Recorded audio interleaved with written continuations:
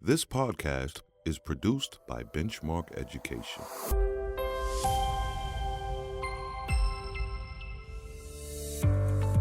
The science of reading. What is it? What does it mean? And what does it mean for your teaching?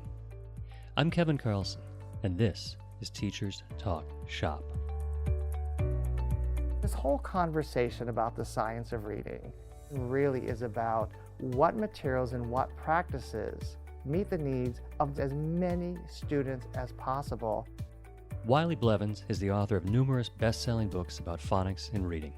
And recently, he recorded a presentation about how to know whether or not the materials and practices the teachers use align with the science of reading. Now, here's Wiley. Recently, there's been a national conversation about how we best teach young learners to read. This conversation has been couched under the umbrella, the science of reading. We certainly have a large body of information about how to teach children to read. This information has come from educational researchers, cognitive scientists who do brain research, linguists, school practitioners like yourself, and so on. So all of these sciences have come together to show us how best to get children to the fastest and smartest start to learning how to read. During this conversation, a lot of districts around the country have been looking at the materials they use to teach children to read, to see if they are aligned to the science of reading.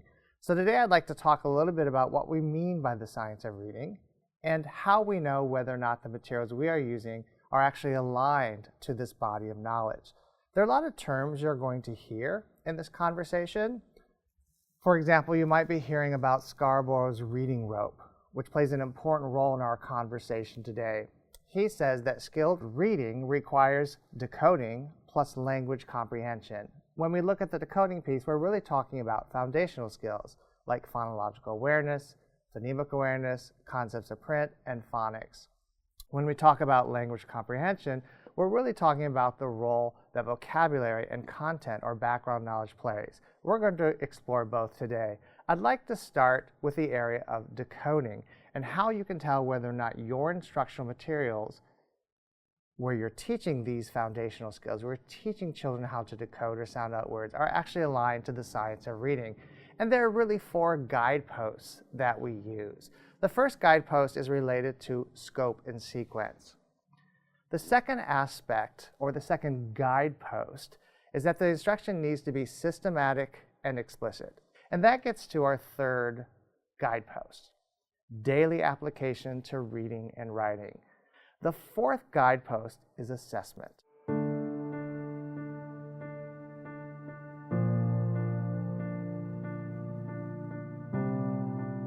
Now that you have an overview, it's time to dig a little deeper. Coming up, more from Wiley about those first 3 guideposts after the break. Looking for more ways to connect with other teachers? Consider joining one of our Facebook groups. Go to the Benchmark Education Company Facebook page and find the best group for you. Once you join, you'll be able to learn with other teachers, share teaching tips and updates on your students' progress, and have access to free resources, mini lessons, checklists, and more. Build your learning community by connecting with us on Facebook today. We know that in order to effectively teach phonics, we need a clearly defined scope and sequence. This is a scope and sequence that goes from easier to more complex skills. Confusing letters and sounds are separated, and so on. This scope and sequence really provides the spine on which all of the instruction rests. It is really a roadmap for you as teachers, what to teach, when to teach, how much focus to give each of these skills. Having a defined scope and sequence really allows you to determine whether or not children are where they need to be in terms of building their phonics knowledge. But having a scope and sequence isn't enough, because what can happen if you have a scope and sequence is you can just treat it as a way of marching through skills, exposing children to skill after skill after skill, and that's not going to be effective. A really smart, effective, impactful scope and sequence has a built-in review and repetition cycle. Once we introduce a new skill, for most of our students, it takes a significant amount of time to get to mastery. And we have to get to mastery so that they can then transfer those skills to all reading and writing situations. So for me, when I introduce a phonics skill, I want to make sure in the instruction for the next at least 4 to 6 weeks there's consistent review and repetition activities. So in the blending work that I'm doing, in dictation, in the stories, the decodable text that children are reading, all of that is absolutely essential. The second aspect, or the second guidepost, is that the instruction needs to be systematic and explicit. We hear these terms all the time. Certainly systematic is related to having a scope and sequence. We teach those skills as a system. We go from easier to more complex. But teaching it as a system means that we have really rich, impactful conversations with our students about how that system works. So great phonics instruction is engaging, it's thought-provoking. Children are making observations about words and thinking and talking about how words work. They're engaged in activities like word building, where they're playing with letters and sounds and developing and deepening their understanding of how English words work. If we're doing word sorts, they're talking about what they notice, what they observe about these words that will help them when they read and write. When we talk about explicit, we're really talking about the initial introduction of these phonics skills. We explicitly state the sound-spelling connection. We explicitly state that the S sound, for example, is represented by the letter S. That is what is aligned to the science of reading. An explicit introduction to the skill, where the teacher is modeling how to sound out words with that skill, and then giving children direct opportunities, guided practice opportunities to apply that skill in words and also in connected text. When you look through the lessons, you'll also see opportunities for them to apply it in writing through dictation, which is guided spelling, and through the reading of connected text, what you'd call decodable text or accountable text, where a high percentage of the words are decodable based on the phonics skills students have learned. And that gets to our third guidepost, daily application to reading and writing. During the initial part of the phonics lesson, you absolutely will be having children sound out words in isolation, but that needs to directly be followed up by having them sound out words in connected text, decodable text.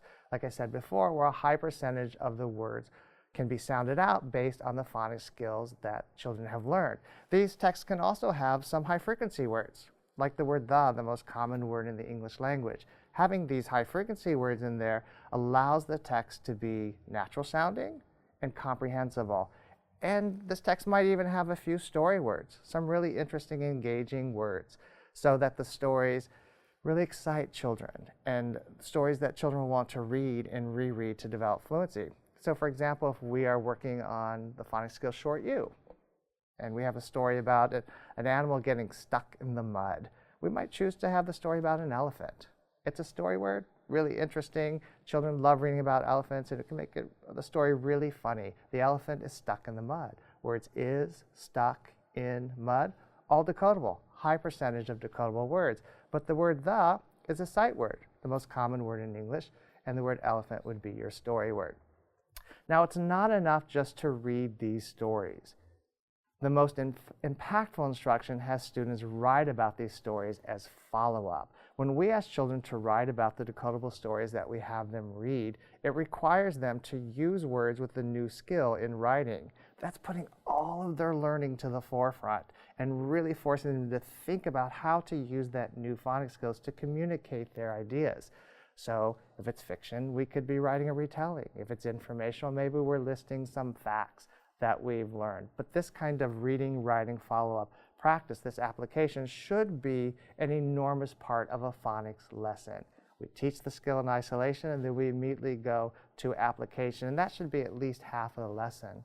Writing gives us a really great insight into where children are in terms of their reading progress, because we know writing lags behind reading. So if children are starting to apply those skills to writing, then we know that they can use those skills in reading. So, let's recap. In order to align with the science of reading, instruction and materials need to meet 4 guideposts. The first guidepost, instruction needs a clearly defined scope and sequence. The second guidepost, instruction needs to be systematic and explicit.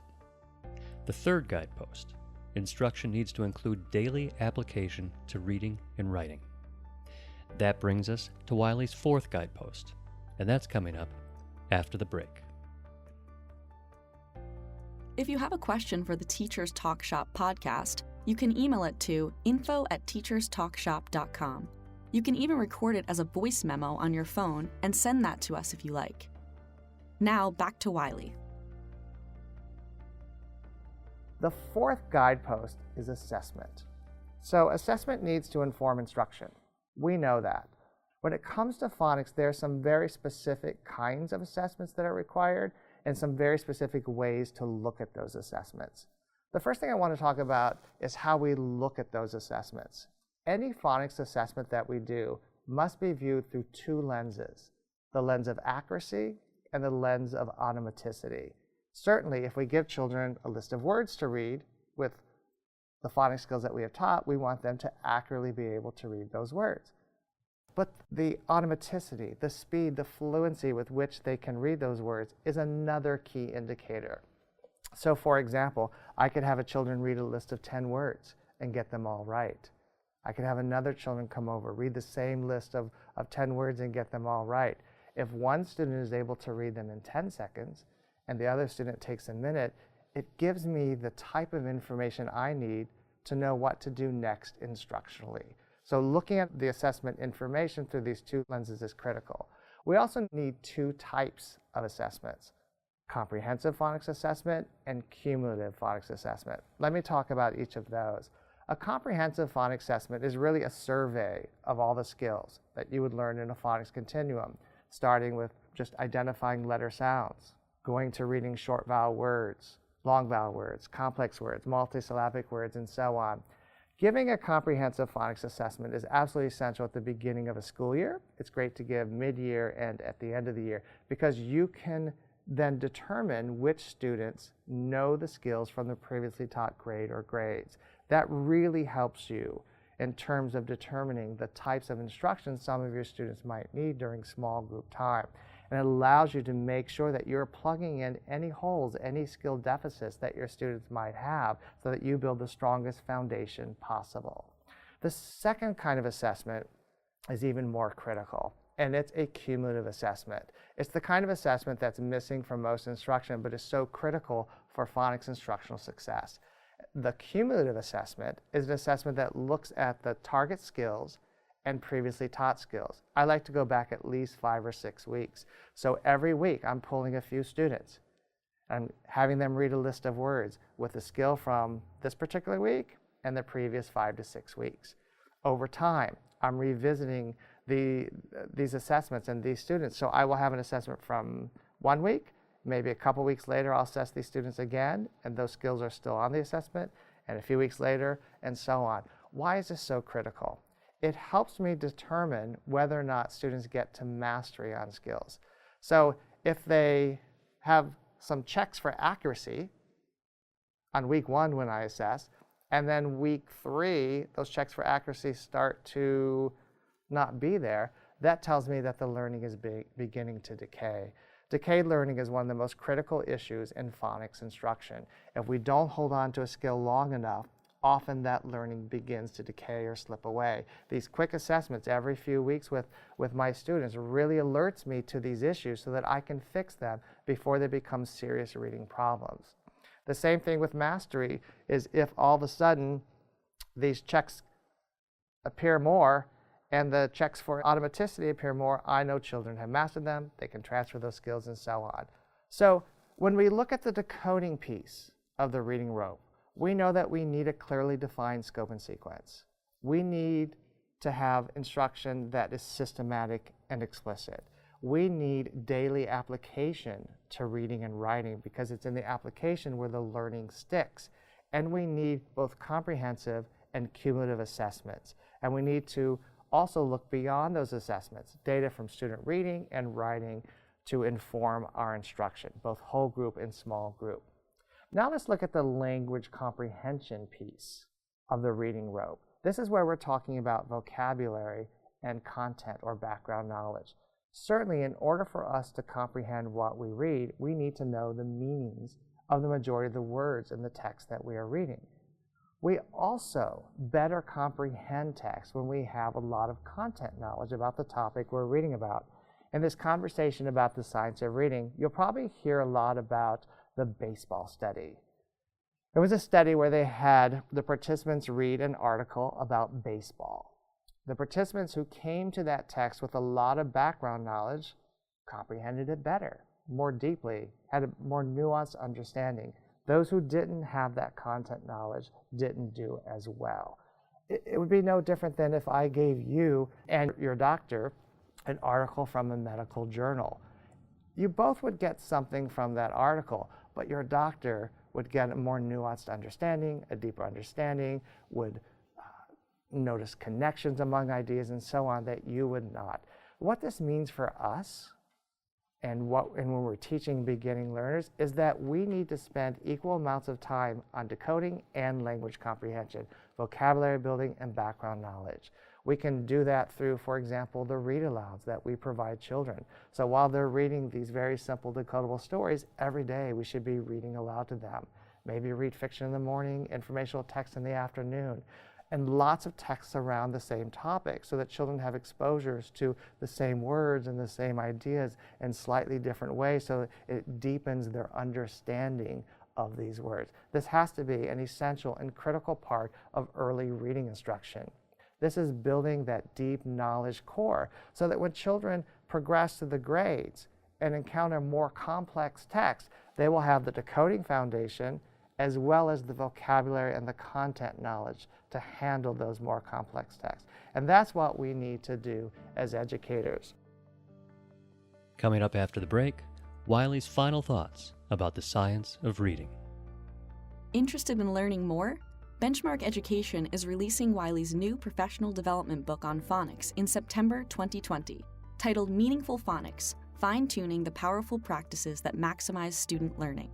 This book simplifies the complexity of phonics and helps educators take their foundational skills instruction to the next level. Go to benchmarkeducation.com/PD Essentials to purchase your copy today. So this whole conversation about the science of reading is really important to us.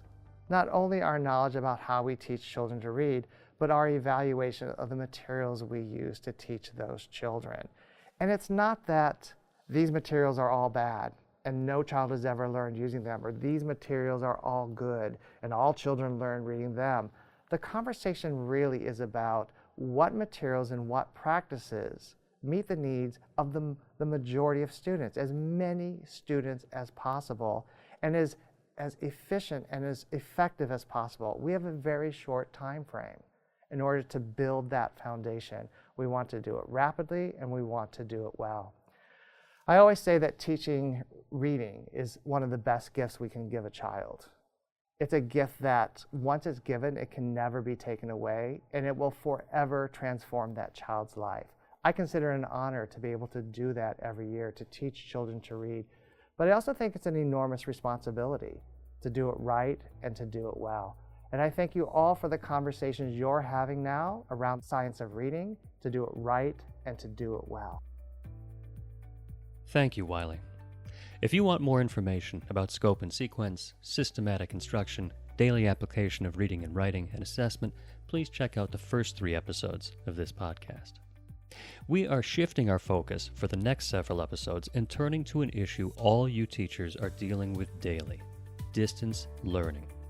Some call it remote learning or online classrooms, but whatever you call it, schools, administrators, teachers, and students, and parents have had to adapt radically and quickly. We'll be exploring several aspects of this new reality of your teaching life in the weeks to come. One thing is certain: we're all learning together. For the Teachers Talk Shop podcast, I'm Kevin Carlson. Thank you for listening.